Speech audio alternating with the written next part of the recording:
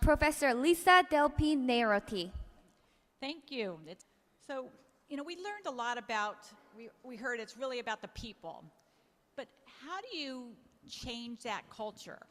I know that culture is a very hard thing to break, especially if there are some practices that have been going on for a very long time. It starts with education. And for people to, especially now we are talking about sports integrity. And we see that if we don't take care, sports is getting to this huge crisis. So it starts with education and making the people within the sports fraternity understand where sports stands. And then if we don't take stringent measures, where we could land ourselves. But what happens if the government is actually doing the right thing and there are problems within the NOC? So could you address that situation? That when an issue arises of a conflict between a usually National Olympic Committee and a government, that the IOC look at the situation with an open mind and ensure that the NOC is not itself engaging in unfair, undemocratic processes that are causing the government to wish to intervene in its internal administration. And if the IOC sees that that is the situation, then the IOC should not, as I'm sure it would not, it should not simply barge into the situation with the flag up, sport autonomy, get out government, but rather should speak and deal with the National Olympic Committee in order to change its internal ways and get itself back within the proper integrity in sport structure and manner of conducting itself, such that the government will then back off and not engage itself in interference in the National Olympic Committee. It has to look at it with an open mind and ensure that, in fact, it is protecting autonomy in sport in relation to the National Olympic Committee in question. That is, the National Olympic Committee itself is acting responsibly, one of the principles of transparency in sport. Some similarities and differences of how the IOC reacted versus FIFA. Because currently we have a situation which is a perfect example of what Michael said. The IOC has been in the situation where it did suspend an important National Olympic Committee, but at the request of the National Olympic Committee itself, because of excessive governmental influence. Now, the difference with FIFA was that the structures are completely different. In two words. The Olympic movement, you have three constituents, 206 or so national Olympic committees, scores of international federations, which are far more autonomous, and the IOC.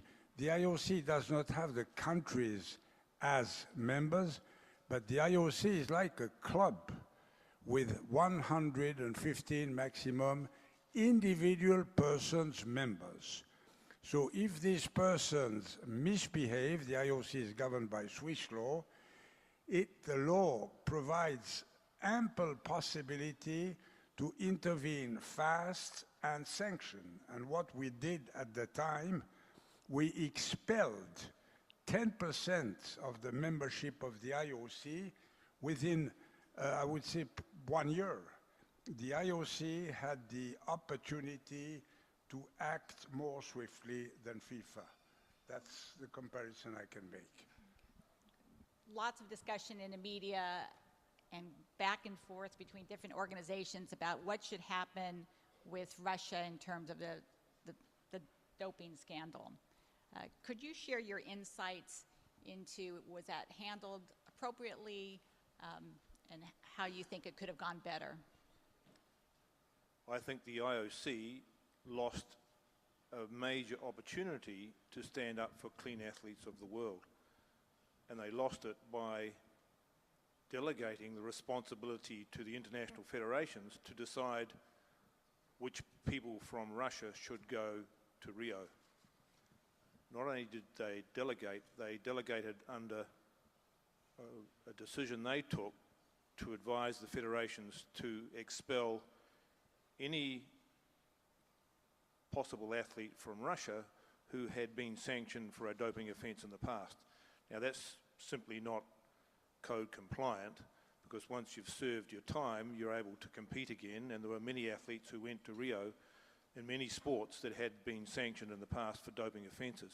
And do you think if more women had leadership positions in sport, there would be any difference in the leadership style and the trends of corruption? We know from business, and especially in recent years, that you need diverse bodies to have more quality in leadership. And that's diversity not just with regard to gender, but as well from different cultural backgrounds, different countries, and so on. And so if you are excluding more than half of the population worldwide and nationally, because women are more or less a little bit more than 50% of the population, then you are lacking some quality.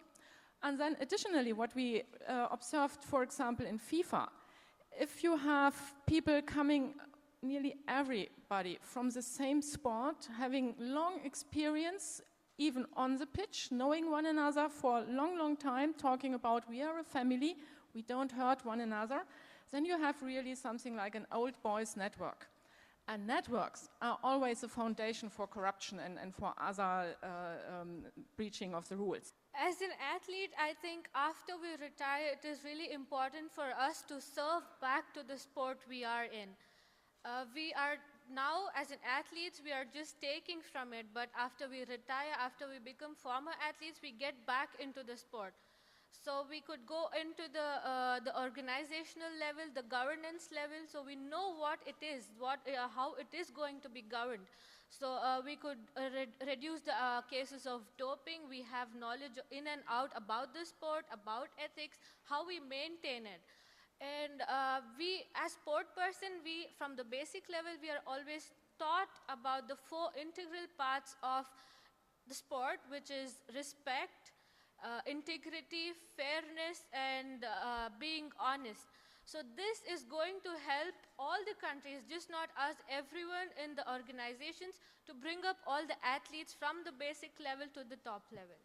The facts for Pyeongchang are about 2.2 billion for the organization and then 10 billion for infrastructure. And you know, that 10 billion of infrastructure will last much longer than the 16 days of the game. So should you amortize that over the 60 years that the road and the train track will be there? One problem is whether you really get value for money from the facilities you build. So there's a whole genre now on the internet of Olympic ruin porn, where basically you can go and look at the sites of Olympic venues which are now derelict and which have not got any subsequent use. And of course that's a real burden, a real cost burden. You really didn't get anything for that. But that's not true in all cases. In some cases, the infrastructure really does produce a long-term benefit. There are problems, and I think people in Korea are familiar with this from the World Cup, because many of the stadiums for the World Cup are used still, but they have a capacity which is far greater than the attendance in the K-League, so they're still not being fully utilized. So I think the long-term solution is to design major events like the Olympics and the World Cup on a scale which is actually suited to delivering a legacy, and I think that can be done.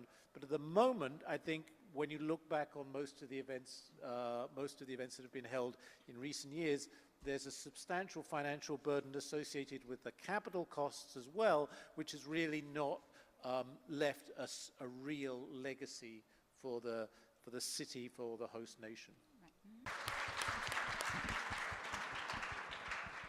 Thank you everyone for a great discussion.